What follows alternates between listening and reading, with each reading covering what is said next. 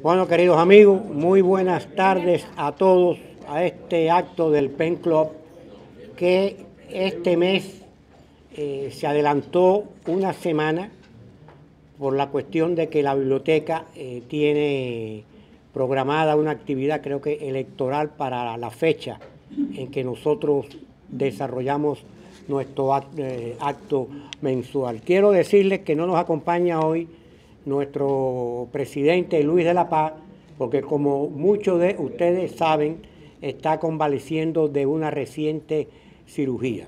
Sin embargo, tanto Sara Martínez Castro como yo vamos a introducir a nuestros queridos y prestigiosos invitados y panelistas de hoy, que ellos son Ángel de Fana Serrano y su hermano Armando.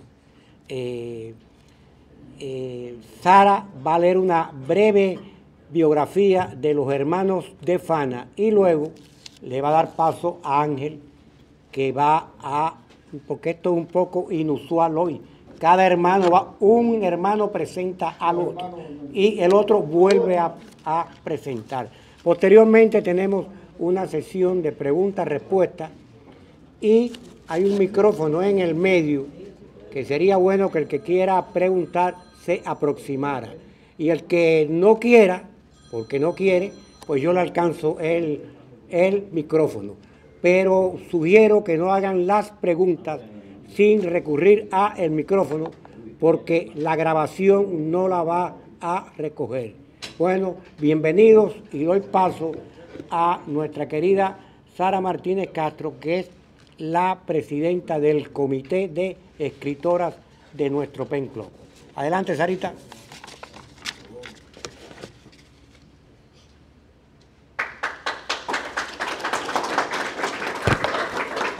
Muy buenas tardes a todos.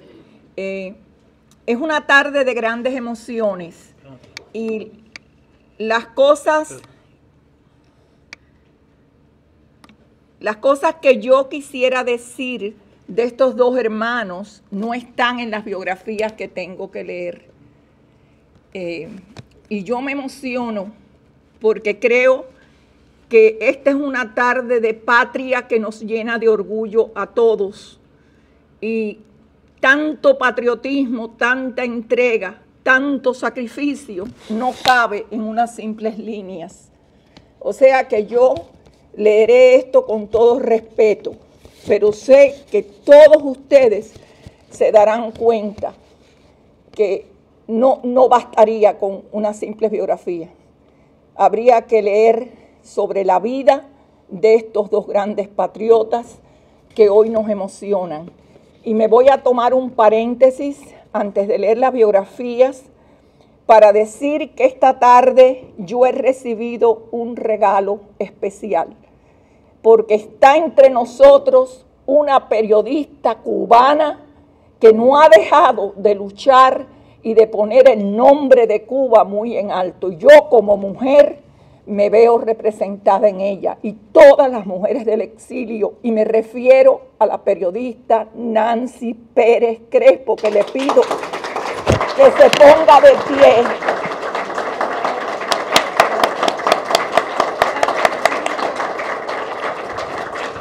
Porque eso es lo que necesitamos en este exilio. Gente, cubanos, que no tengan miedo nunca de alzar la voz para decir las cosas como son.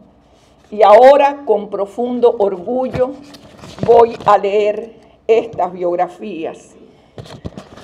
Ángel de Fana Serrano nació el 29 de enero de 1939 en Jesús del Monte, La Habana. Fue hecho prisionero por causa política el 10 de septiembre de 1962, condenado a 20 años de prisión. Fue excarcelado en 1983, 7 meses después de haber cumplido su condena, como ocurría en esa época con quienes se negaban a trabajar y vestir el uniforme de los presos comunes. Viajó a Venezuela y 7 meses después a Miami. Trabajó durante 10 años en la emisora de radio que transmitía hacia Cuba, La Voz del Cid, al mismo tiempo que se dedicaba a la edición de libros, revistas y boletines. Colaboró con el profesor Juan Clark en la edición del libro Cuba, Mito y Realidad, y con Uber Matos en Cómo llegó la noche. Ha publicado Protagonistas de un ideal y Mis pinturas en el presidio político. Es editor de la magnífica revista Lux. Lo de magnífica yo se lo he añadido a la biografía porque no puedo simplemente decir revista Lux. Desde su fundación es director de Plantados hasta la libertad y la democracia en Cuba. Esta tarde va a presentar el libro La balada del plantado Ángel de Fana, del escritor Gonzalo Altozano. Y ahora procedo a leer la biografía de Armando de Fana. Nació en la barriada de Jesús del Monte en La Habana, octavo en una prole de 10 hermanos. Cursó 5 años de estudios en el Instituto Superior de Ciencias Médicas de la ciudad de La Habana. Llegó al exilio en 1982. En el 2018, después de una larga vida laboral como técnico de resonancia magnética, pasa al retiro y publica su primer libro, Mangos 105, Memorias de mi familia. Sus libros más recientes son Poemas del confinamiento y 100 días de insomnio. Los dejo con estos dos grandes patriotas, los hermanos de Fana. Muchas gracias.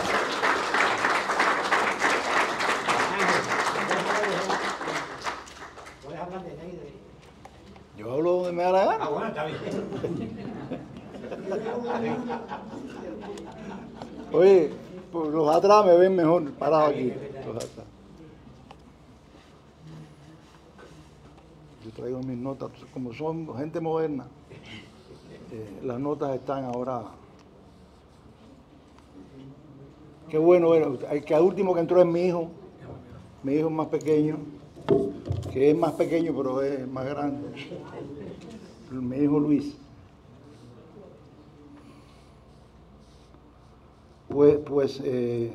No, si hubiera venido toda mi familia, no cabíamos.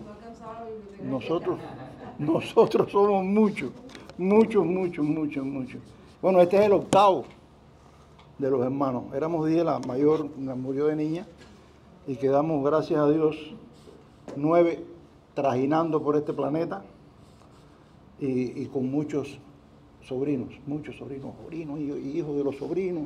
Ahí están algunas de mis sobrinas y somos una familia de verdad excepcional. Y además todas tienen patria y vida y todas tienen cosas de esas. Salen por todos lados con gorra de plantado. Sí, mi sobrina Ochi, que está ahí cuando se estrenó la película Plantado. Ahí está Richa, que lo puede decir. Richa está por ahí, allá está.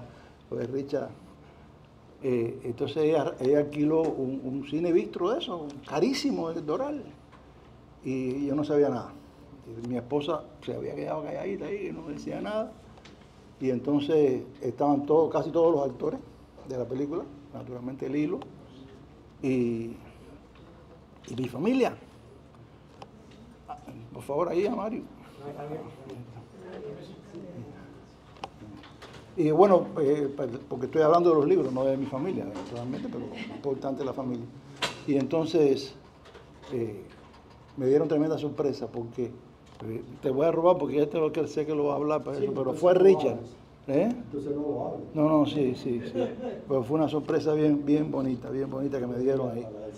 Bien bonita. Bueno, pues yo tengo el que hablar de los libros de mi hermano. Mi hermano, yo le decía una vez que yo siento el no haber conversado con mi hermano cuando él era niño. Cuando yo caí preso, mi hermano tenía 12 años. Y yo lo veía cuando yo salía y cuando entraba, a veces lo veía. Y sabía que él, siendo niño, jugaba ajedrez, era muy bueno. Y andaba por la calle como era yo cuando era muchacho. Pero yo nunca me senté con mi hermano a hablar, a conversar, a preguntarle algo. Me hubiera gustado mucho, pero no lo hice. Y después cuando en la prisión, naturalmente, pues él iba regularmente a las visitas cuando le tocaba, porque éramos tantos y la visita, que cuando teníamos visita era 2 personas, entonces se turnaban. Pero algo de él que yo recuerdo siempre es que a los pocos meses de yo estar preso en la cabaña, yo recibí una carta de mi hermano que tenía 12 años y en esa carta él me escribía la última parte del poema de Bonifacio Bern, Mi bandera. Y eso ya yo dije, este muchacho pues tremendo. Pues él le hizo el primer libro que escribió fue sobre mi familia. Se llama Mango 105. Mango 105 es el solar donde nosotros nos criamos, en la calle Mangos, Mango 105 en Jesús del Monte. Y entonces él iba a escribir un libro sobre mi mamá, nuestra madre, y siguió. Y empezó, bueno, la familia ya estaba que no lo resistía, porque estaba constantemente llamando, pidiendo información. Y hizo el libro, Mango 105, muy bonito, muy bien hecho, muy agradablemente de leer. Y es la historia de la familia y de él, naturalmente. Pero después escribió este libro de poemas. Él ha escrito siempre, ¿no? Yo sé, él estudió medicina. No llegó a graduarse porque cuando tenía 5º año lo expulsaron de la Universidad de La Habana. Y estando en la universidad, pues ya escribía. Y a veces yo recibía sus cosas, las cartas. Y estaba bien interesado en el tema de nuestra patria. Pero este es el primer libro de poemas que lo hizo como pensaba que se iba a morir. Porque mi hermano, él es valiente, pero le tiene miedo a la muerte. entonces lo cogió el COVID a él y a María, que es mi cuñada queridísima que está ahí. Y entonces le dio por escribir poemas, que otras veces lo había hecho. Y entonces escribió este poema del confinamiento, que está publicado en español y en inglés. O sea, está en español por aquí y en inglés por aquí. Y yo me voy a atrever a leer nada más que las últimas 2 estrofas de un poema que se llama Soledad. Y yo cogí este poema porque yo tengo un poema, yo no soy poeta, pero escribí en la prisión, todos los presos escribíamos poemas. Habían 3 cosas que había que hacer en el presidio: aprender francés o inglés, tocar música si podía y escribir poemas. Eso era una tarea que teníamos, ¿no es así? Y entonces este poema se llama Soledad, y yo tengo un poema que se llama Silencio, que en un concurso allá en la cabaña me lo premiaron. Y ha sido publicado en antologías y eso. Pero este se llama Soledad. Y los 2 últimos estrofas dice: Soledad, compañera de la nada, de lo absurdo, del miedo a cerrar los ojos y no abrirlos al despertar. Soledad, compañera del olvido, de mi guitarra vieja, de mis libros, poemas, el pincel y la acuarela, no te soporto más, Soledad. Ese es como concluye ese poema. Pero mi hermano, ahora después publicó otro libro que se llama 100 días de insomnio. Y este libro es una recopilación de 100 artículos que Manolo hizo y publicaba en su página de Facebook los 100 días antes de las elecciones pasadas, del 20. Y él todos los días escribía un artículo y lo publicaba. Y era para advertir el peligro que estaba corriendo los ciudadanos de este país si elegían a un demócrata que estaba haciendo peligrar la libertad, el orden en esta sociedad. Y yo voy a leer algunas cositas de este libro. Primero, cómo es mi hermano. Para mi hermano Manolo, esto es el prólogo que él me pidió que yo lo escribiera, yo lo hice con muchísimo gusto. Para mi hermano Manolo, Armando Manuel oficialmente, las circunstancias fueron diferentes a las mías. Era un niño cuando yo fui llevado a prisión por oponerme al comunismo. Conociendo su carácter y personalidad, me imagino que no debe haber sido nada grato su niñez y adolescencia, no en términos de falta de bienestar económico, sino por tener que soportar tantas estupideces en los intentos de adoctrinamiento a que fue sometido en la escuela, en los trabajos, en la televisión, en cada cuadro un comité. En su primera carta de él recibí muy al principio de mi encarcelamiento, ya entonces descubrí su espíritu rebelde ante la ignominia del comunismo. Más adelante, ya Manolo siendo un joven, cuando conversábamos en el poco tiempo de que disponíamos en las visitas en la prisión, sabía que en él había el mismo amor y compromiso con la libertad que me mantenía a mí entre rejas. Cuando nos encontramos en Caracas, poco después de haber sido yo excarcelado, ya Manolo había participado en una huelga de hambre junto a otros que habían sido compañeros míos en la prisión. Esa huelga de hambre era pidiendo la libertad de Orlando Bosch.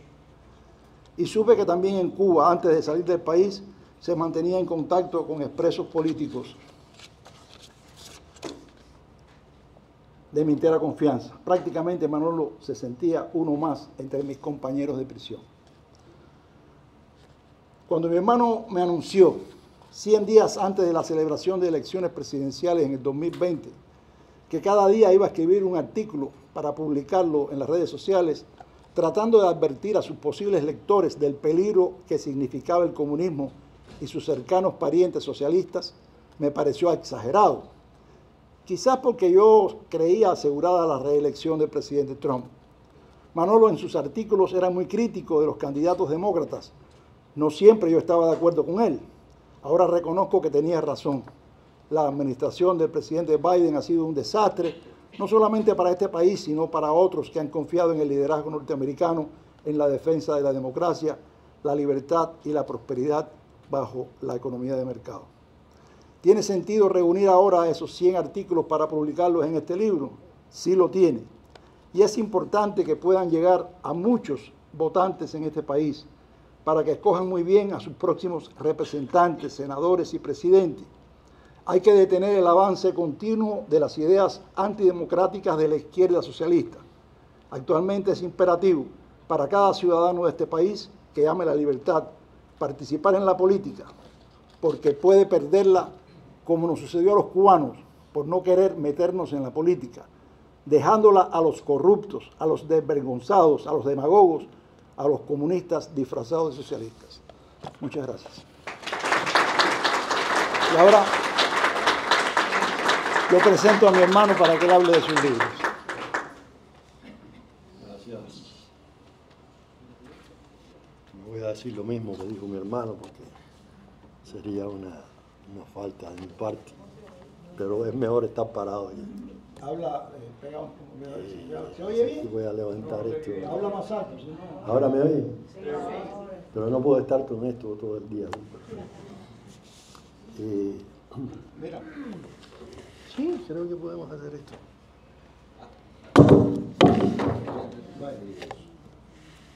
Ponlo arriba de eso, ya se subió. ¿Lo pongo arriba de esto? O...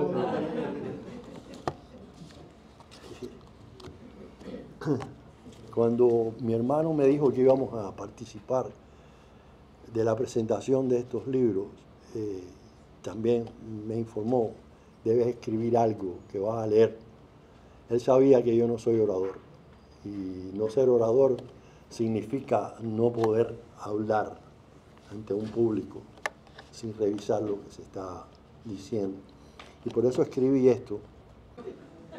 Cuando al final del 2017 decidí solicitar mi retiro, después de décadas dedicado al cuidado de la salud, sabía en ese mi retiro a qué me dedicaría, a vivir mi vida. Me imaginaba pasando más tiempo con mis hijos y nietos. Dedicaría tiempo a mi guitarra y piano, al menos eso pensaba, y haciendo garabatos sobre un papel o sobre el lienzo, alegraría mi vida. También sabía que iba a escribir. A esa actividad no era ajeno. Lo había hecho desde mi juventud. pero nunca pensé que esa actividad llegaría a ser necesidad y bálsamo para mi vida. A mi retiro quise organizar notas, poemas y cuentos que guardaba en un viejo maletín, junto con correspondencia escrita por mí y enviada a mi esposa María cuando ella se encontraba en Venezuela. En el maletín también había pequeños libros de poemas escritos por prisioneros políticos, dedicados a mi padre. En uno de esos libros, que aún conservo, había un poema escrito por mi hermano Ángel, dedicado a nuestra madre, y en sus últimos 2 versos decía: porque madres son iguales, todas ellas son santas. Y al releer esos versos me dije, ¿por qué no hacer un libro dedicado a mi madre? Y así, lo que comenzó siendo un libro de cocina con recetas locas, terminó editándose Mango 105, Memorias de mi familia. Después ya no pude dejar de escribir. Vino la pandemia, con ella la soledad y el miedo a dejar de vivir y que eso se hiciera eterno. El miedo me llevó a buscar refugio en la poesía y de ahí nació este poemario, 19 poemas escritos en 21 días y 20 noches. Y en aquel ir y venir de noches escribí este poema que quisiera leer a ustedes y que define cómo yo veo la vida. ¿Cómo imaginar solo la espina en la rosa, sin color las hojas de los árboles, el vacío solo del vaso o de la copa, su parte rota? ¿Cómo imaginar la lluvia solo del aire, el viento del sur que nos sopla, el alto pico del valle o de aquel desnudo su ropa? ¿Cómo imaginar el profundo dolor del alivio, del frío, el calor que quema, en los labios lo amargos de la miel y el dulce sabor de la sal en la boca? ¿Cómo imaginar la luz que no brilla, la lluvia seca que moja, el pasado verbo en presente, un sustantivo sin nombre o la oración solo escrita en comas? ¿Cómo imaginar de la luna su lado oscuro, del árbol las hojas secas, de la tierra solo el agua o del desierto el mar que brota? ¿Cómo imaginar el estertor de mi muerte, el grito que nunca brota o el murmullo callado de los peces o de la nada, su oculta prosa? ¿Cómo imaginar el silencio con voces, la guitarra sin cuerdas, la pintura en el aire, o el color blanco oscuro, o la partitura escrita sin notas? ¿Cómo imaginar la iglesia sin gente, las calles vacías, sin bisagras las puertas, sin las ventanas sin marcos, o las playas sin olas todas? ¿Cómo imaginarme sin hijos, sin nietos, sin hermanos y hermanas, sin amigos ni esposa, sin libertad, sin palabras, sin luchar por vivir, sin puestas las botas? Solo me imagino libre. Así yo imagino las cosas. Gracias. Y así, sintiéndome libre, escribí 100 artículos, uno cada día, durante los 100 días previos a las elecciones del 2020. 100 artículos que ahora conforman este libro que presento, 100 días de insomnio. Esto no hubiera sido posible, como ninguno de las cosas que escribo, sin la ayuda de mi hermano Ángel, con el cual discutía cada día hasta las tildes, puntos y comas.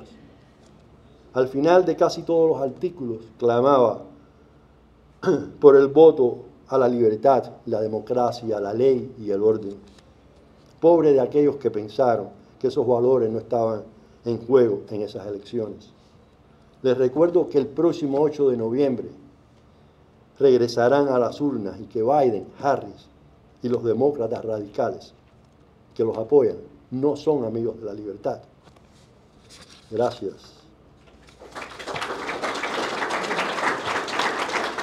Ahora me toca la parte mala de esto, que es presentar a mi hermano. Cosa difícil, muy difícil, porque aunque crean, las cosas que sé de él es porque otros presos me la han contado. Muy poco sé de él porque él se haya sentado a contarme a mí algo. Y para escribir esto, tuve que leer su libro antes de que fuera publicado. Y cuando Gonzalo Altozano, excelente escritor y periodista, escucha por primera vez la voz de un amigo, relatos que como leyendas hablan de hombres que con gran decoro y sacrificio enfrentaron por décadas a la más cruel de las tiranías en América, queda asombrado. Y en la introducción de ese libro, La balada del plantado, comentó: aunque hubiese sido yo un erudito, apuesto a que no habría tenido noticia previa de los sucesos que me relataba, protagonizados casi todos por personajes cuyos nombres apenas ocupaban una nota a pie de página en los libros de texto. Y ni siquiera no importaba, a mí al menos no me importaba, decía Lozano. Pero no ha de ser asombro que para un joven español esas historias fueran desconocidas o a veces ignoradas. Las mismas también fueron desconocidas y por mucho más ignoradas por una gran parte de la población de donde provenían esos hombres, la Cuba bajo la tiranía de los Castros. Eran los años donde nadie escuchaba, porque el hacerlo te convertía en cómplice del silencio y nadie quería hablar. Aunque soy algo lento en la lectura, me tomó 3 o 4 horas leer La balada del plantado, libro que recoge muy literariamente lo más esencial de la historia de mi hermano Ángel, su amor por la libertad y la vida. La lectura me hizo recordar muchas cosas que yo ya sabía sobre mi hermano Ángel, pero hubo algo de asombro cuando leí cómo describía este autor su primer encuentro con mi hermano. El tipo no era un Robert Redford, decía, a sus 70, pero tenía un magnetismo personal como pocos o como pocas veces he visto. Lograba ser el centro de atención sin esforzarse, ni mucho menos pretenderlo. Quizás por las historias que contaba y cómo las contaba. Yo decía anteriormente, nunca tuve la oportunidad de sentarme junto a mi hermano para que me contase una historia, mucho menos para que me hablase de él. Cuando más sosteníamos una conversación telefónica donde casi siempre, solo minutos después, la terminaba diciendo, oye, tengo que responder otra llamada, hablamos más tarde. Y aquel más tarde a veces se convertía en días y semanas. Aún en sus cartas enviadas a mí durante sus 20 años y 6 meses de encarcelamiento, nunca me habló de él. Me hablaba de Boitel, de Jean Palache, o de algunos de aquellos libros que como historias de amor había leído en presidio. Ahora comprendo por qué del nombrete que Ángel le dio a Altozano. Solo una ladilla podía arrancarle esas historias personales a mi hermano. En nuestra cata familiar hay 2 pequeñas historias que siempre están sobre la mesa y merecen ser contadas. La primera, cuando después de ser liberado de la prisión de Boniato, un compañero de mi cuñado Roger, también prisionero político por 20 años, visitó la casa de su señora madre, Vicenta, donde también vivía mi hermana, Xiomara, y su hija, y su pequeña hija, Deidre, para llevarle noticias de su hijo aún encarcelado en las ergástulas de la tiranía castrista. Allí contó frente a ella la dura realidad de ese infierno, sin omitir siquiera el olor o color de la sangre que derramaban sus compañeros del presidio, sin pensar el daño que con ello provocaría. Solo días después, la madre de mi cuñado moría de un infarto. Su corazón no fue lo suficientemente grande para albergar el dolor de aquella historia le producía. La segunda de esta cata familiar fue solo días después que mi hermano fue liberado. Un amigo de mi padre visitó la casa para conocer a aquel hombre del cual su amigo estaba tan orgulloso. Ante la anuencia de este señor de creer alguna de las razones por las cuales mi hermano mantuvo su posición de plantado, Ángel le contó, al igual que lo hizo aquel compañero de Roger, el infierno del presidio político cubano. Mi madre, muy cerca, desde la habitación contigua, oyó cada palabra que emergía de la boca de su hijo, recién liberado. Tampoco su corazón era lo suficientemente grande para semejante dolor, pero lloró y fue ese llanto el que la liberó del dolor que sentía por lo que vivió, gracias a Dios, por muchísimos años más. Mi hermano, al oír su llanto, fue hacia ella y al verla llorar le prometió que nunca más oiría historias de que le hicieran llorar. Y así fue. Mi hermano siempre evadió el contar esas historias en presencia de la familia.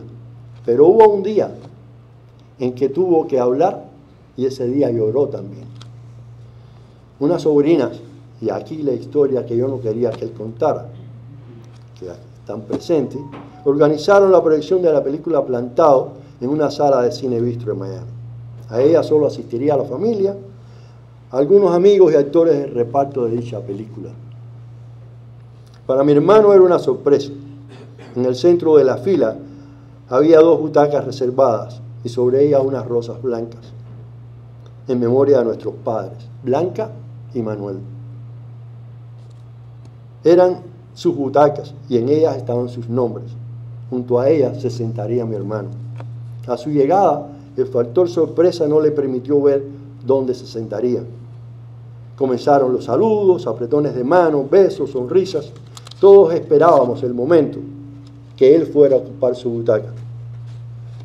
Cuando al fin caminó hacia ella y vio la butaca, su rostro palideció y se echó a llorar.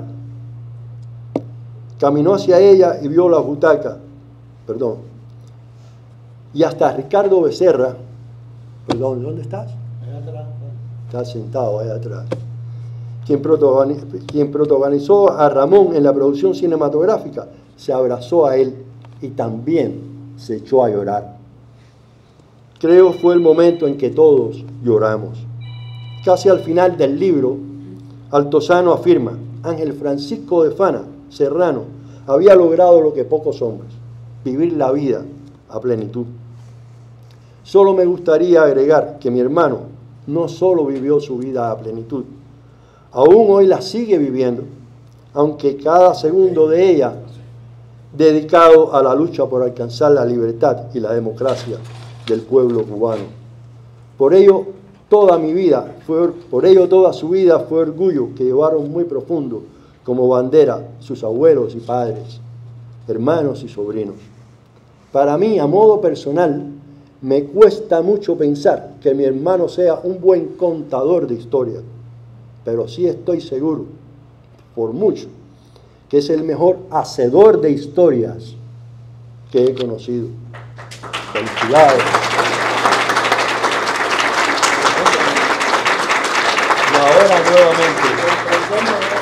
Y ahora nuevamente Ángel viene a la presentación. Qué rico tener hermanos, ¿eh? De hermanos y cuñadas y cuñados y sobrinas y sobrinos. Eso es maravilloso. No puedo leer con los porque estos son para ver de lejos.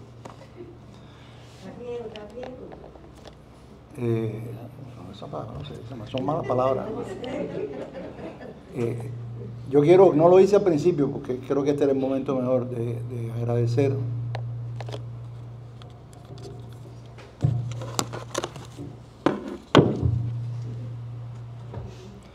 Agradecer al PEN Club de Escritores Cubanos en el Exilio, a Luis de la Paz, a Bertín, a Sarita, por esta oportunidad de compartir con ustedes un libro que generalmente vienen los autores. En este caso, el autor está en Madrid. Hoy por la mañana me llamó Gonzalo Altozano, un gran amigo, a quien él explica, en las primeras 20 páginas, explica cómo me conoció. Porque pues yo voy a tratar de hacer brevemente. Que él es un periodista y trabaja en una empresa importante, Intereconomía de Madrid, que tenía muchos medios de prensa escrita, televisión, radio, y él era director de por lo menos de dos revistas. Y se había propuesto hacer un trabajo sobre el exilio cubano basado en entrevistas a políticos y a empresarios. Entonces un amigo que también vive en Madrid, abogado, que Sarita tiene una foto con él, y con Gonzalo también. Ernesto Gutiérrez Tamago, abogado, lo conocí en España, y buen amigo, y entonces le dijo, el que te pueda ayudar a hacer las entrevistas es Ángel de Fana, porque Ángel de Fana conoce a todo el mundo y todo el mundo lo conoce a él. Y entonces así yo efectivamente fui coordinando las entrevistas con él, las citas.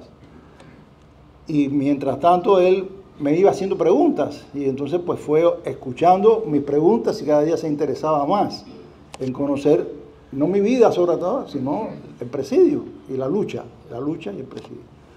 Y ahí fue entusiasmándose, y eso dio lugar a que después entrevistara como a 40 presos. Vino en 2 oportunidades después, vino como al año y después vino como 2 años. Una vez vivió en casa de Ricardo Toledo, que no está aquí, y después en casa nuestra vivió 1 mes. Y era entrevistando. Eso hace varios años. La idea era hacer un solo libro con todas esas historias, pero después decidió que era mejor hacer varios libros. Hizo uno primero, donde está una entrevista a Perdomo, a Martín Pérez, a algunos que han fallecido, a Agapito, el guapo. Son 12, se llama Cordillera de Plantados, que ya se produjo aquí en La Habana. Estos libros que él ha hecho, él no obtiene un centavo por esto, él lo dona a Plantados. O sea, lo que se recaude por estos libros es para ayudar a los presos políticos en Cuba.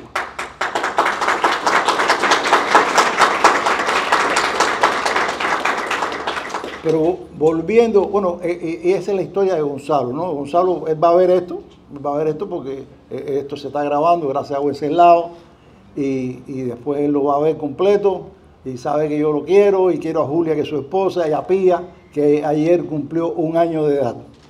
O sea, mis grandes amigos españoles. Pero yo decía que quería agradecer a Luis, y quiero hacer una anécdota de Luis y de Abreu, porque como ellos eran los editores, o sea, Luis, él iba a ser el presidente del PEN Club, iba a ser el editor de este libro, yo se lo entregué para que él lo revisara. Lo escribió Gonzalo, yo lo pasé para la comunidad, estaba bien, más o menos organizado, que es mi profesión también, pero yo se lo entregué para que él lo revisara, y después nos reunimos. Y entonces, bueno, aquí debe ponerlo itálica y ese tipo de cositas, ¿no? Pero al final del libro hay una línea que se escribe, dice, un cáncer, estaba hablando de una persona, estaba hablando de Juan Ferrer, un expreso político que ya falleció, muy conocido por todos los expresos, y decía, un cáncer lo estaba devorando a dentelladas secas y calientes.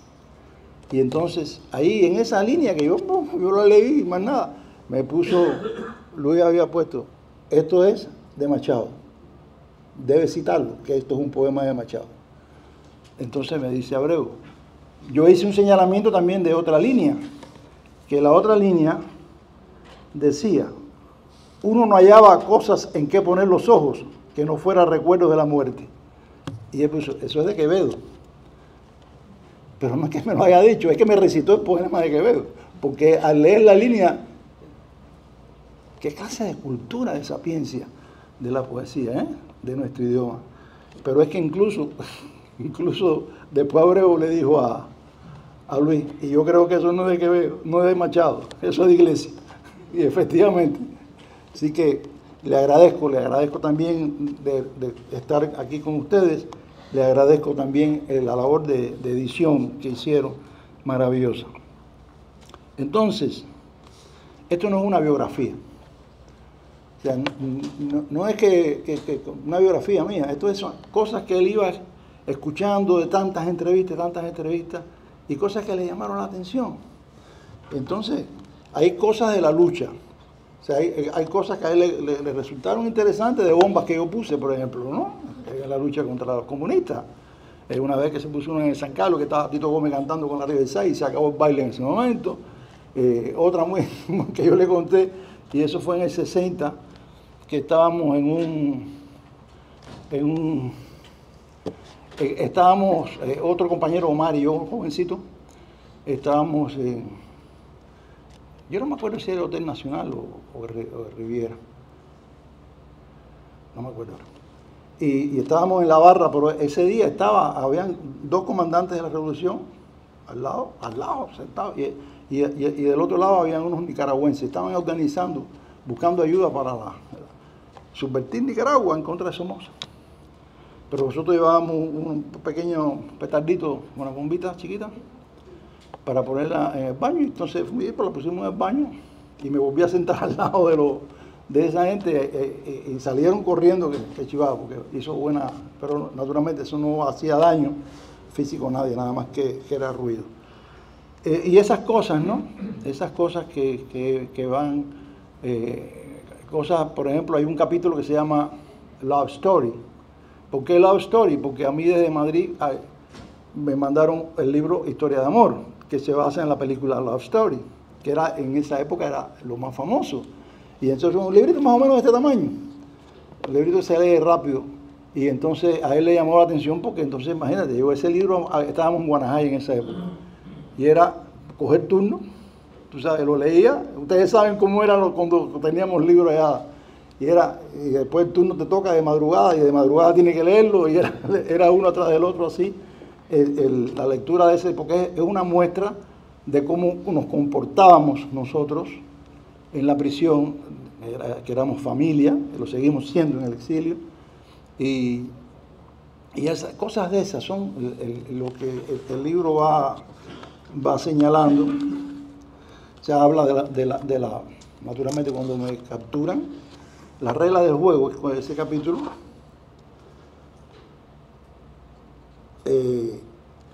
donde es mi detención, porque a mí me detienen en la peletería, yo era administrador de una peletería privada, y entonces llegan 2 agentes y me dicen, acompáñame 5 minutos.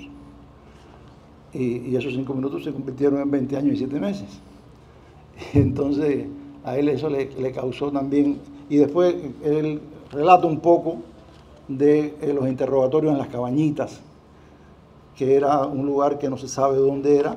Se sabe que era en las afueras de La Habana, donde te sacaban de Quinta y 14 cuando eso era la seguridad del Estado, en Miramar, te ponían un gorro por arriba en la cabeza y tú no veías nada. Y entonces ahí suponemos que era una finca donde había caballerizas de caballo. Y por eso le llamábamos las Cabañitas, y Renaud González hizo un libro que le llamó Punto X a ese lugar, que nunca de verdad se ha sabido. Sabíamos que era en el campo y era de La Habana por el tiempo que se demoraba en sacarnos de Quinta y 14. Y él cuenta un poco de son gente que estaban trabajando hasta ahora mismo. Y entonces, con todo eso, maqueca, salud, y dejan el trabajo para venir a compartir con sus hermanos. Y esas son más o menos etapas que él va contando. Cuenta cuando un hecho, no eran artistas de televisión. ¿Por qué no eran artistas de televisión? Porque cuenta el caso de Ricardo Olmedo. O sea, cuando a mí me juzgan, habían pasado meses sin fusilar. Porque yo caigo el 10 de septiembre. O sea, estando en las Cabañitas conmigo, habían varias gente del 30 de agosto que fueron fusilados, que yo lo imagino, yo no los vi nunca. Yo me acuerdo de alguien, yo sentía tos, a una persona tosiendo, que yo no lo vi y nunca lo vi en la prisión. O sea, a ese lo fusilaron. Y entonces pasaron meses sin fusilar. Y entonces habíamos 3 causas, la de Julio Hernández Rojo del directorio, la de Mirray y John Spirit del segundo frente del Escambray, y la de nosotros que éramos 3. Y que después se volvió un traidor. Ese americano después nos traicionó. Y entonces pues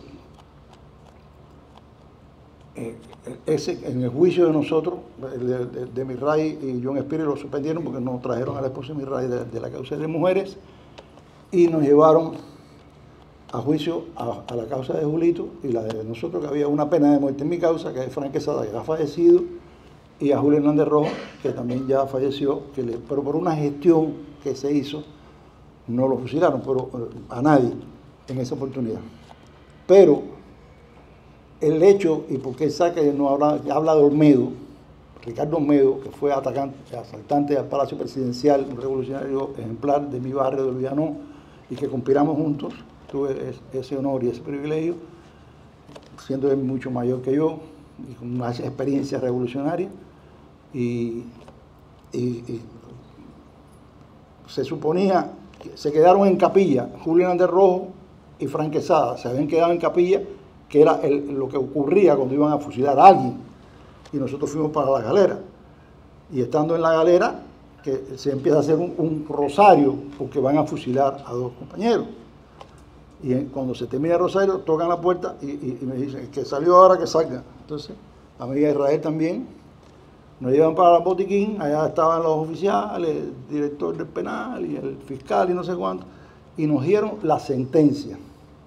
Yo no conozco a nadie que le hayan dado la sentencia el mismo día de juicio, como me la dieron a mí y a Israel. Y nos dieron la sentencia de 20 años, y ya decía que a Frank Quesada lo condenaban a 30. Pero, ¿por qué esta anécdota con Olmedo? Porque Olmedo estaba preso en las 9, yo estaba en las 8. No, a ver, sí. Y yo subo y él está en la reja, parado en la reja, que se supone que a mí me iban a fusilar también. Era lo normal, te llamaban el día de juicio, tú también vas a ser fusilado.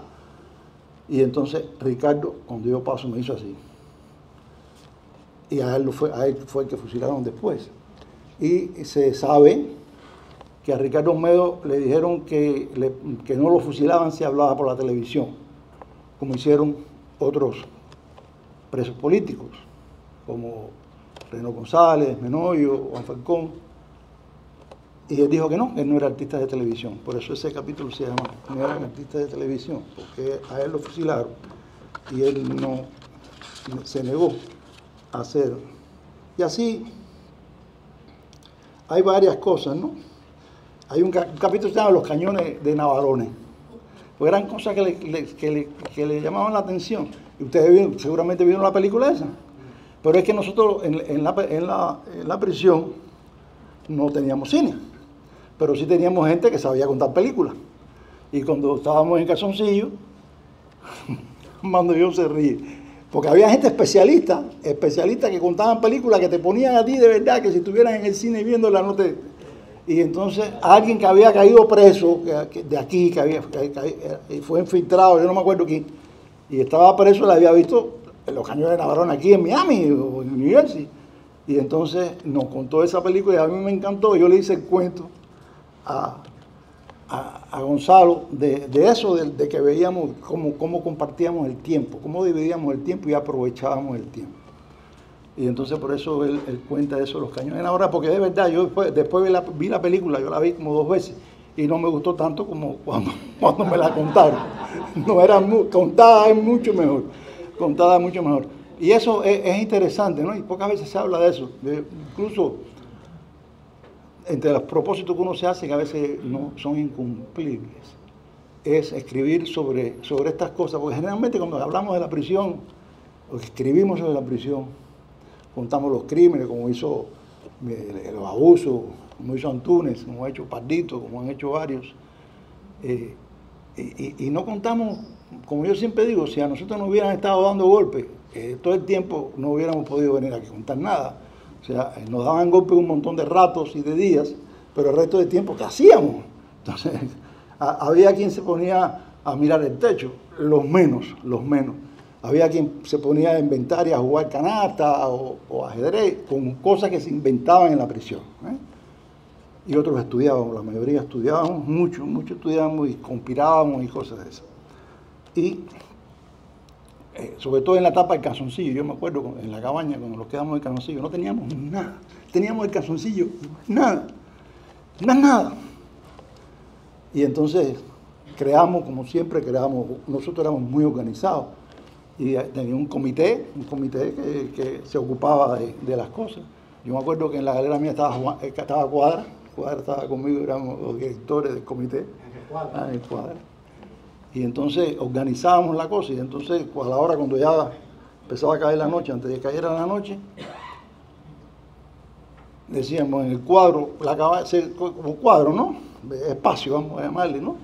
En el espacio 1 el doctor José Aguiar, por ejemplo, que está aquí presente, pues va a dar una conferencia sobre médica, sobre no sé qué, por ejemplo. Y en el medio, pues, Luis Infante, que está aquí, pues va a hacer hablar sobre la guerra hispano-cubana. Pues él es experto en la historia. Y al final, pues, van a contar una película. Y así, porque nos organizábamos no teníamos cama, estábamos en el piso. Y siempre se hizo eso, ¿no? Entonces, yo no voy a demorar mucho más tiempo el hablar del libro, porque hablar del libro es hablar de la historia de nosotros, una parte de la historia de nosotros. Pero sí quiero leer el último parrafito del libro, porque al otro preso que él menciona aquí, bueno, menciona algunos más, pero es a Juan Ferrer. Juan Ferrer estaba muy enfermo. Juan Ferrer, porque para los que no lo conocen, era tan negro como Antúnez. Tan negro como Antúnez. Pero él es de la causa de Alberto Müller, es lo que estaban alzados en la sierra allá. Católico, es de Cienfuegos, de la JAC, de la Juventud de Acción Católica, muy católico, y gente que siempre se estaba riendo, y era muy querido por todos los presos, ¿verdad? Y entonces, él va a entrevistar a Juan Ferrer, cuando ya a Juan Ferrer le queda poco tiempo para vivir. Y dice, a esa entrevista me acompañó otra leyenda del presidio, como un hermano para Juan Ferrer, a pesar del color de la piel. Recuerdo que entre ellos hablaron de La noche quedó atrás, la novela de Jean Valjean contra el totalitarismo soviético, uno de los grandes bestsellers en prisión, de esos volúmenes por lo que los presos aguardaban impacientes su turno de lectura. También recuerdo la hondura con que Juan Ferrer recitó los primeros versos del poema de William Ernst Henley, que dan título al libro de Valjean, La noche quedó atrás, por sus sombras nos envuelven. Son, sin embargo, otras las palabras con las que quiero poner punto final a esta historia, las que le dijo al despedirnos mi acompañante al sobrino de Juan Ferrer, un gigantesco mocetón vestido como para disputar un partido con los Miami Heat, que de tarde en tarde acudía a visitar a su tío. Cuídame a ese negro, porque ese negro es historia. Y como si quisiera incluir en la consideración al resto de los plantados, y de paso, regalarme una razón para no cejar nunca en mi empeño de llegar hasta aquí, al punto final añadió, es historia de la buena.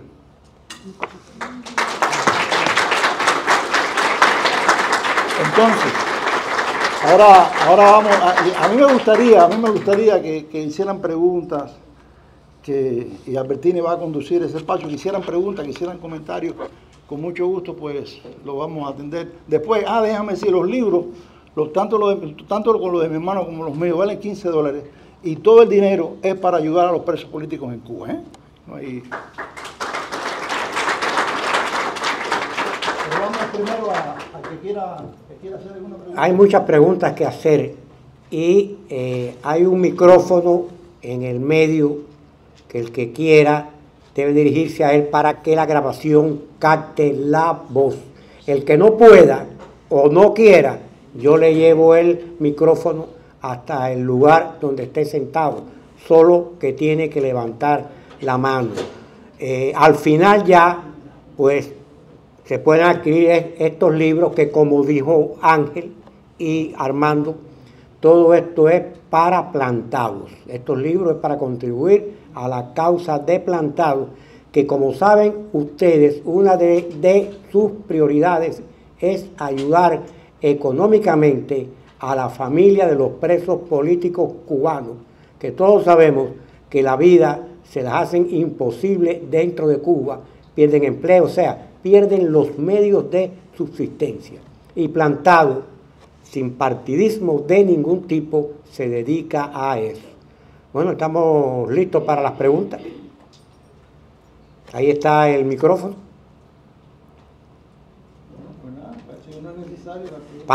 Párese que usted no está tan viejo como para no pararse. Yo solamente voy a hacer dos señalamientos. Primero, que lamentamos que Armando no haya terminado la carrera de médico. Tiene pinta de médico.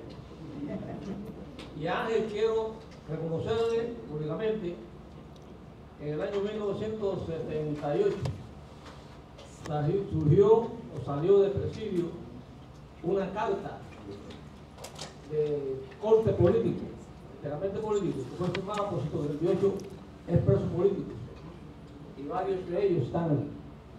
Y uno de los que firmó esa carta, que quisiera que más adelante, en otro momento, lo conociera, fue Ángel de Fana Serrano. Así que eso también fue un acto de rebeldía, un gesto de hombría, porque en aquel momento firmar la carta no era fácil, por lo que representaba esa firma. Y Ángel pues la firmó, y así que Ángel, personalmente te doy ese reconocimiento, en nombre personal, porque yo estuve en ese momento para ser parte de la firma, que honró a todos sus compañeros de la firma.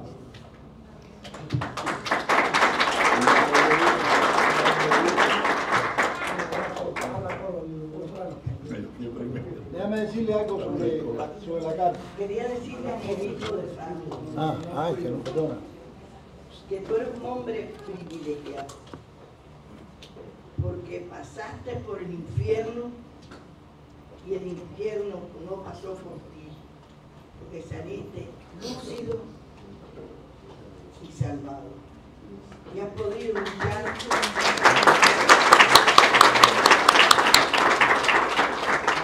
Has podido luchar por tu patria. Pero Señor. para mí el mayor privilegio que tienes es haberte casado con el amor de tu vida, que se llama Rosa. Esa mujer que ha sido tu apoyo, tu soporte, tu vida, la madre de tus hijos. Angelito, te felicito por todo lo que has hecho, pero más por todo, por Rosa. A la que por favor, yo les pediría que la adquisición de los libros la dejasen para el final, para que Ángel incluso pueda contestar preguntas y pueda centrarse en algunas cosas. Mira, antes de otra pregunta, yo quiero decir algo que Ángel no lo dijo, claro que no le correspondía y es por lo modesto, pero él no profundizó en eso, pero lo dijo. Gonzalo Altozano, como lo dijo, él vino a hacer un trabajo, a entrevistar personalidades triunfantes cubanas en el mundo de la política y de la empresa. Pero Ángel, como lo dijo, fue quien le sirvió de aquí para allá. Y en esos trayectos surgían esas historias.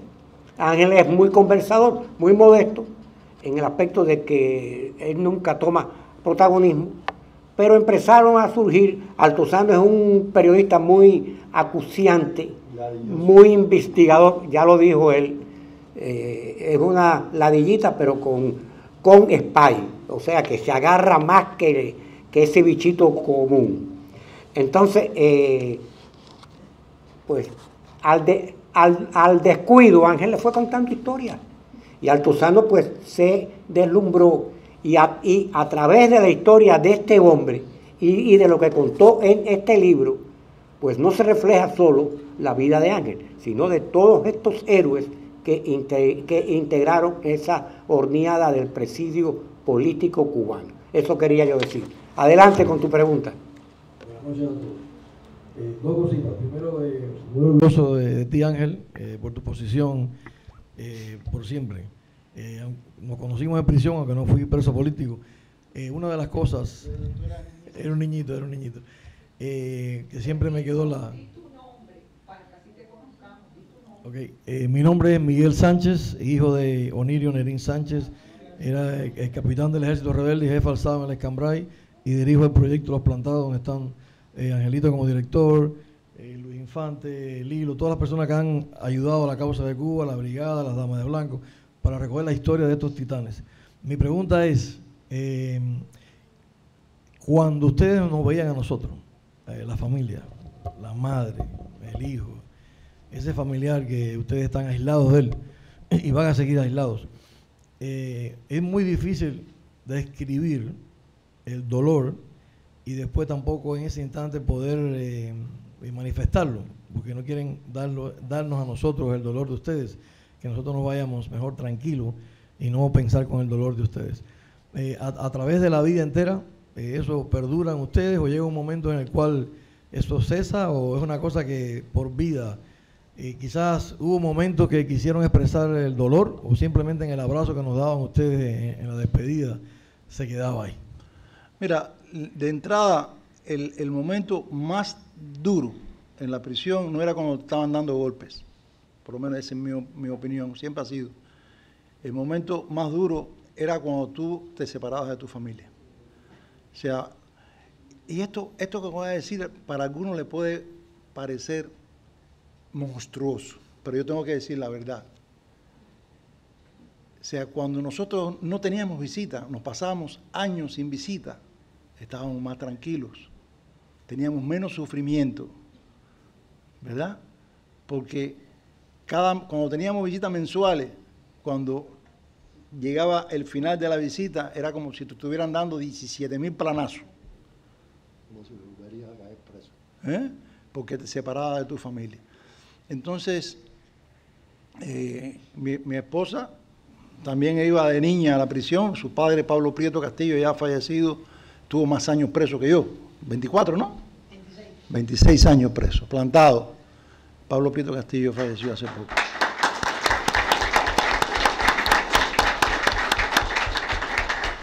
Primero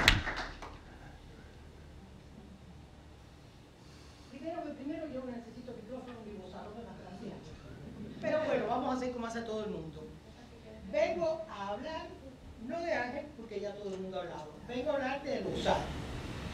La verdad que yo lo acogí en mi casa con mucho amor y el muchacho es encantador. Pero cuando lean el libro se darán cuenta que, como dice Ángel, es un bichito y metí el enemigo en mi casa.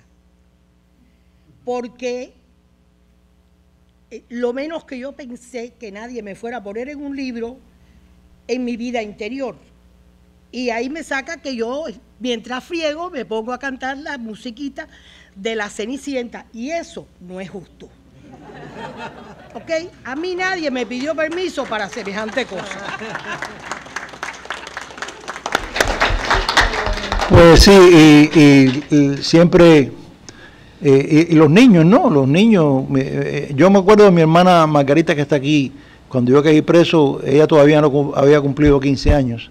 Yo le eché a perder los 15, porque no se lo celebraron. Se lo celebraron cuando yo estaba en el exilio ya, que nos reunimos y hicimos la fiesta de los 15 de mi hermana, que ya tenía 3 hijas, y te echaron a perder los tuyos entonces.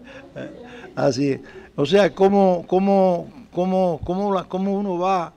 Imagínense en la prisión, sobre todo cuando los largos periodos sin visita, la mente es tremenda. La mente no te trata de llevar bien.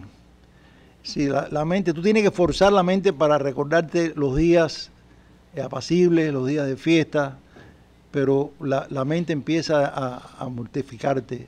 ¿Y qué estará pasando ahora? Y tú sabes la situación que había en Cuba y que sigue habiendo, ¿no? Desde el punto de vista material y de todo punto de vista. Como yo comenté, por ejemplo, con mi hermano Manolo, yo tengo otro hermano que no está aquí, mi hermano Jorge está aquí, que cayó preso primero que yo, por cierto, lo soltaron. Y Daniel, que debe estar haciéndose rico porque él está trabajando que no para, con Francisca, mi cuñada. Y no están aquí por eso, pero es el más chiquito de mis hermanos. Y entonces tú vas pensando, y entonces ¿cómo estarán ellos? ¿Cuál es la situación, verdad? Que tú no puedes ayudar nada y te hacen la historia, la gente te va haciendo la historia, los que van cayendo presos más recientes o en las visitas. Y tú sabes la situación que hay en Cuba y tú no puedes hacer nada. Tú lo único que tienes que hacer siguiendo y resistiendo y haciendo lo posible para que el mundo y sobre todo el pueblo cubano se dé cuenta de que es necesario hacer un cambio y que el cambio no viene del cielo, aunque recemos. El cambio tiene que producirse por la acción de los cubanos, sobre todo de los cubanos. Así que, Miguel, nada, yo recuerdo de ti, de niño, y cuando estamos trabajando en eso ahora. Miguel está haciendo un trabajo tremendo, tiene una organización que se llama Plantados ORG, y es fantástico el trabajo que está haciendo con las redes sociales, llevando, va a ser un monumento, un trabajo muy importante, y una de las cosas es porque, por ejemplo, Miguel sacaba las cartas, como hacía mi madre, mi hermana y todos, o sea, las notas denunciando, eso se sacaba, generalmente se sacaba en nosotros le decíamos balitas, papelito fino, escrito con letras muy chiquiticas, y entonces se hacía los huevitos y después se sacaba dentro de los huevos, debajo de los huevos se sacaba. Cuando tú sacabas eso con el esparadrapo, eso vaya. Entonces, era mando. Entonces, entonces, pues, él está trabajando en eso también, sobre las balitas que sacábamos. ¿Cómo le pusiste el nombre? Balitas de papel. Balitas de papel, porque eran balas, eran realmente balas, pero de papel. Así se llama, un nombre muy original. ¿Quién más quiere hacer una pregunta o comentar? Permítame hacerle un pequeño comentario. ¿Está encendido el micrófono? Puedo hablar y me van a oír. Yo me llamo Gustavo García. Soy cubano, pero yo me crié aquí y en el norte. Para mí el mundo es completamente diferente. Pero yo me siento bien conectado a mi país, ¿no? Que es Cuba. La pregunta que tengo es, ya entiendo que para usted el tiempo más difícil era cuando se le iba a la familia de la visita, porque es como recordarle o darle el sabor a lo que no puede comer, ¿no? Pero mi pregunta es, cuando estabas en tus tiempos más negros, ¿de qué te agarrabas? ¿Qué te daba? ¿Qué tú te sentías para poder seguir? Dos cosas. En cada caso puede ser diferentes, pero en mi caso, dos cosas. La religión. O sea, yo soy católico y yo oro, lo hacía y lo sigo haciendo, y eso me ayudaba. Y lo segundo, mis principios. Y yo creo que en sentido general eso nos iguala a todos los presos. Porque resistíamos, porque teníamos fuerzas para soportar toda la ignominia, los golpes, la separación familiar, los fusilamientos. Escuchar, no hay nada más terrible que, caballero, porque que lo maten a uno, ya te moriste, ¿no? Te moriste. Pero sentir cómo matan a otro, cuando en la cabaña tú sentías ¡pah! Y el tiro de gracia, tú te quedabas tremendamente conmovido. Y eso sucedía con mucha frecuencia en la década en que nosotros caímos presos. Te dan a ti golpes. Y nosotros nos burlábamos a veces, nosotros nos burlábamos, hacíamos chistes con eso.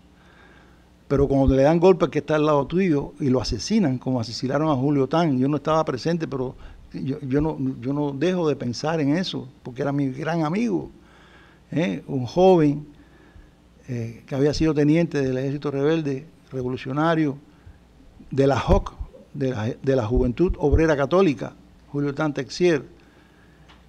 Y yo me acuerdo que estábamos juntos, teníamos cooperativa, cuando yo llegué a la prisión, él era del mismo movimiento mío, el Movimiento Demócrata Martiano, y teníamos cooperativa en la Circular 1, y después lo trasladan a él para el edificio 5.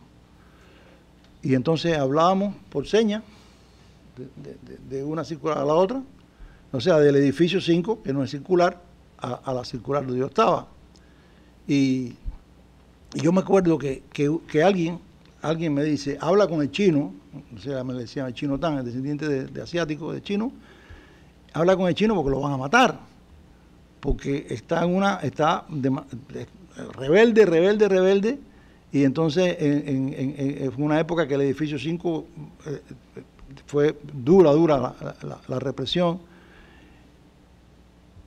y el guardia donde él estaba, en la cuadrilla donde él estaba, no permitía, nadie permitía, pero ese era más represivo, que nos saludáramos. O sea, cuando un bloque de trabajo, eso en la época de trabajo forzado en Isla de Pino, Y entonces cuando nos veía, fulano, tú sabes, de un bloque para otro estábamos caminando hacia las guaguas o de regreso a la circular. Y él no permitía que nos saludáramos y el chino era golpeado. Y a mí no se me olvida nunca que yo por seña le digo, oye, me han dicho esto, compadre, suaviza, no, tú sabes. Y el chino me dijo, yo voy a seguir saludando porque eso es lo que ellos quieren, que yo deje de saludar. O sea, y yo no acepto que me impongan ninguna cosa. Y al chino lo mataron ahí en el Abra, de bayonetazo, ¿verdad? Porque en la película Plantado hay una escena donde se representa la muerte de Chino Tan. ¿Otra pregunta? Quería hacer el comentario anterior por eso de que hablaste, Luis, ¿verdad? ¿Cómo se llama eso? Miguel. Yo siempre he vivido no solamente orgulloso, sino admirado de mi hermano. Eso es una cosa que he tenido que seguir en mi vida como si fuera no sé, es una cosa que lo he seguido atrás constantemente. Pero algo hubo que me impresionó grandemente y que lo supe después que yo llegué a los Estados Unidos. Yo recibí a mi hermano en Venezuela después que salió en libertad. Ya hacía meses que vivía en Caracas. Y cuando llegó, recuerdo un grupo de prisioneros que también residían en Venezuela, habían salido poco tiempo antes, cantamos el himno nacional, nos abrazamos y días después mi hermano me estaba ayudando, yo vivía en una consejería y él me ayudó a pintar la consejería porque el presidente de aquel edificio me dijo, mira, para que busques algo para ayudar a la familia, y mi hermano me dejó en una pote de pintura, la brocha mojada, y se fue a fajarse en la Francisco Miranda, en una manifestación que había de unos socialistas. Nicaragüenses. Y me dejó la pintura, yo dije, este hombre está loco, pero más loco me dejó cuando supe que mi hermano, después de 20 años y 7 meses, fueron 20 años sin pasar unas navidades, 20 años sin navidades. 20 años sin navidades al lado de su familia. 20 años sin pasar una Navidad al lado de su familia, muy especialmente al lado de su madre. Ese año que llega a Caracas, tampoco pasa las Navidades con ella. Y mi hermano desapareció. No estaba en ningún lado. Simplemente había dicho, tengo que salir. Sí, porque no se podía decir dónde estaba. Porque no se podía decir. Mi hermano estaba sin pasar Navidades con sus padres, con su familia, en El Salvador, en una unidad militar, custodiado por guardias. Dije, aquí hay que ser muy patriota, extremadamente patriota, o yo no sé, no entiendo. O sea, yo no podía entender cómo era posible que eso sucediera. Y eso me resumía al final el compromiso de mi hermano. Es un compromiso real. Por eso yo decía que él sigue viviendo esa vida, pero es que esa vida que él eligió cuando tenía 22 años era el compromiso de la libertad y la democracia en Cuba. Y aún la sigue. Está ahí, no la pierde. Y a quien lo sabe mucho es mi señora esposa. Pero no, en esa ocasión fue así. Me fue a ver Uber a Caracas y en ese momento no se sabía de dónde transmitía la voz del CID, o sea, el transmisor no se sabía, ni la gente del ejecutivo del CID lo sabía y no se podía decir.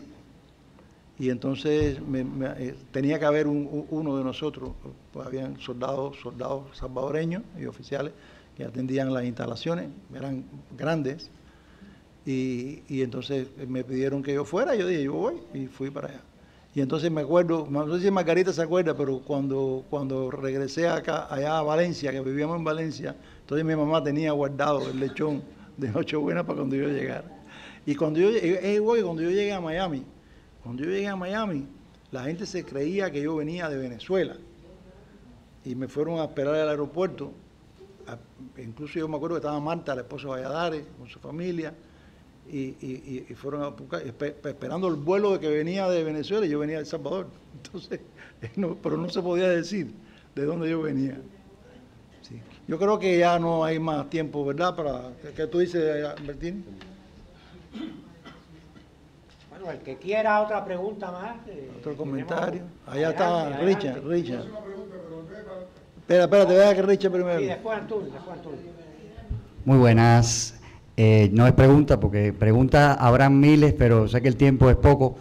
Y lo que te voy a decir, Ángel, bueno, primero que todo, soy Ricardo Becerra, actor. Lo que te voy a decir tú lo sabes, y lo saben muchos de los presos políticos, pero están grabando esto y quiero que quede plasmado. Estoy muy orgulloso de ti y de todos los presos políticos plantados. Estoy orgulloso de su familia y estoy orgulloso de que sean mis amigos. Los quiero. Muchas gracias. Y Ricardo está haciendo ahora una directa que hay que verla, porque aquello es un disparo al corazón del régimen. La está haciendo. Bueno, yo no te voy ni a felicitar, ni a decirte lo que eso significa para mí, porque creo que ni tú eres capaz de imaginar el aprecio, la admiración y el respeto que siento por ti. La pregunta que te voy a hacer no solo es para ti, sino para que todas las personas que cumplieron prisión política en tu época y todas las... ¿Qué sintió Ángel de Fana años después que salió de la cárcel, sobre todo cuando estaba acá en el exilio, en la militancia anticomunista acá en el exilio, cuando supo, cuando vio, cuando conoció que habían personas que ni tan siquiera muchos habíamos nacido cuando ustedes se encontraban en la cárcel, luchando dentro de las prisiones, intentando al menos seguir el legado y el ejemplo de ustedes? Sí, eso fue maravilloso. Y lo sigue siendo, Lo sigue siendo. O sea, yo creo que todos nosotros, yo hablo por mí, pero sé que en gran medida hablo por todos mis hermanos de prisión. O sea, ¿por qué? Porque hubo años donde, o sea, caímos presos, decenas de miles de presos, de cubanos, combatientes, algunos sin combatir, por ser anticomunistas, incluso por parecer anticomunistas, iban a prisión y algunos fueron fusilados, muchos fueron fusilados, combatientes, sobre todo los combatientes. Entonces, ¿qué pasa? Hubo años cuando algunos caían, pero no era habitual que hubiera, o sea, no era numerosamente como en los primeros años de la tiranía. Y entonces ya aquí en el exilio ocurre lo que le llamábamos, en algún momento le llamaban el nuevo presidio, ¿verdad? Porque ellos mismos nos llamaban a nosotros el presidio histórico, y entonces era el nuevo presidio. Entonces yo recuerdo haber hecho tanta campaña por Antúnez, por mencionar a uno, porque es el que hizo la pregunta, ¿no? Porque sabíamos entonces del coraje de que Antúnez creaba el presidio político Pedro Luis Boitel, en Kilo 7 o en la prisión que estuviera, recibiendo la dureza represiva y similar a las que nos hacían a nosotros, con las variantes, que es muy dura, de que nosotros durante los 20 años que estuve preso, estaba con Perdomo, con Juan Mandollón, con Infante, con los demás compañeros que están aquí, éramos todos presos políticos, y hay una gran diferencia con el presidio actual, con el presidio Antúnez, cuando estaba junto con criminales, con presos comunes. Y yo no, a mí me resulta difícil, ¿verdad? Yo le ayudé a Antúnez en un libro estupendo que yo recomiendo que lo lean, porque es una muestra muy, muy importante del presidio posterior al nuestro, que es una obra que ha realizado Antúnez. Y entonces reconocer ese valor es como ahora los que salen gritando Patria y Vida, los que cantan La Montaña. Yo suelo, cada vez que puedo, asistir a las manifestaciones que realizan actualmente la mayor parte jóvenes, en contra de puente que dicen puente de amor, que es puente de leche, ¿no? Puente pues otra cosa que no sea amor, son los dialogueros y lo que quieren que se levante el embargo, etcétera, etcétera. Y yo participo con ellos. Y entonces yo lloro, a mí se me abren los ojos porque empiezan a cantar La Montaña, que es el himno del presidio político, y esos jóvenes cantan La Montaña. Es un acto del Instituto de la Memoria Histórica, que yo era maestro de ceremonia. Miki viene y me dice, espérate que te van a cantar La Montaña con el celular. Me la estaban cantando desde Cienfuegos. Desde Cienfuegos me estaban cantando La Montaña. Y ese que me cantó La Montaña ahora está preso. Máquina, que salió con un cartel en la calle de San Rafael. Está preso actualmente. Ese que me cantó La Montaña. O sea que, como siempre nosotros decimos, no es que hubo un presidio histórico y un presidio nuevo. No, ha habido un presidio en contra de la tiranía. Un presidio anticomunista, un presidio que quiere la democracia y que empezó el 1 de enero de 1959 hasta el 15 de octubre, hasta ahora, y esperamos que pronto pues no siga siendo una realidad. Arriba, Rodolfo.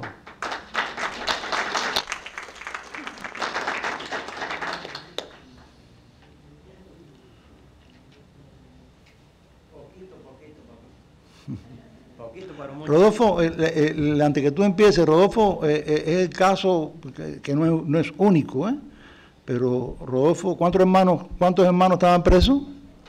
4 hermanos, el tío, el papá. ¿Y fusilados? Fusilados, bueno, muertos 4 en la familia. 4 muertos en la familia y 6 presos de la familia San Román. 101 años en la prisión entre todos. Pero bien, de Angelito no tengo nada que decir porque todos ustedes saben lo que ha hecho la labor de Angelito en la prisión y aquí en el exilio. Pero yo creo que Angelito, lo grande que pasamos allá, que era de golpes y muertos y demás, no lo tenemos aquí entre nosotros, pero para mí, la tarea más fuerte que nos falta a nosotros, y por ende a ti, es la tarea aquí en el exilio, que es donde vamos a dar la lucha final, junto con la juventud esa, que se está, desenvolviendo en Cuba en estos momentos. Por eso te digo que te falta lo más fuerte, que es lo que viene ahora, que es el final de la tiranía. Seguro.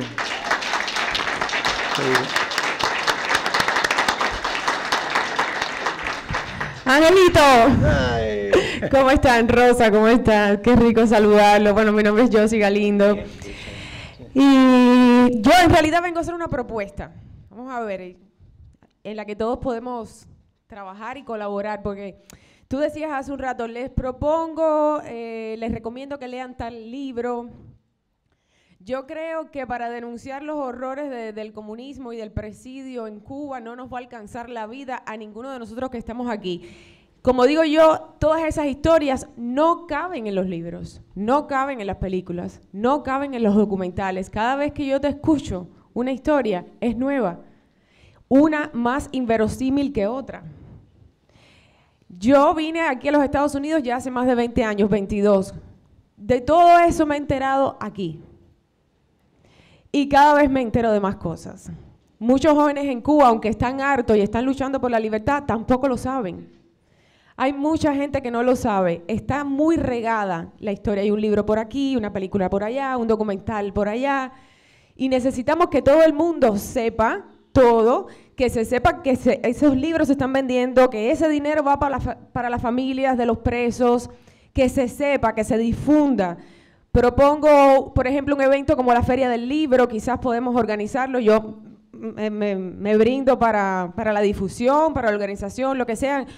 Podemos hacer una especie de feria del libro donde esté todo más compactado, varios libros, que la gente sepa el otro, todos los libros en 2 o 3 días, en un tipo de feria, tal documental, la película, todo lo que haya que esté compactado, se le dé difusión, la gente vaya, compre los libros, que sepa que ese dinero va para esa causa y podamos compactarlo, porque es mucho, es muy regado. Si son libros que algunos tienen muchos años, otros que salen nuevos, más lo que vendrá, porque yo creo que van a seguir saliendo libros. Entonces, nada, si ustedes están de acuerdo, yo me brindo y podemos organizar algo así, ¿les parece? Para compartirlo y para poderlo difundir y que se sepa más. Y nada, para mí, bueno, ya les digo, yo todas esas historias las he conocido aquí, es muy poco lo que he podido hacer, que no sea difundir el trabajo de ustedes, del hilo, como periodista, pero quiero hacer más. Te lo agradecemos de Y sobre todo en este momento que tanta falta hace, porque este es el momento de que en Cuba la gente sepa lo que estamos haciendo aquí y de paso ayudarlos un poquito monetariamente. Así que nada, te quiero, los quiero.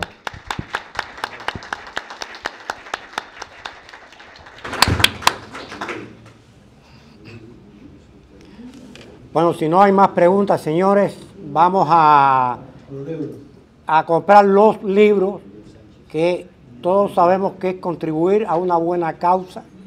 Estos libros llevaron a hacerlo sangre, sudor, lágrimas, y es para recaudar fondos para plantados, para ayudar a las familias cubanas que están dentro de Cuba y tienen sus familiares presos. Adelante.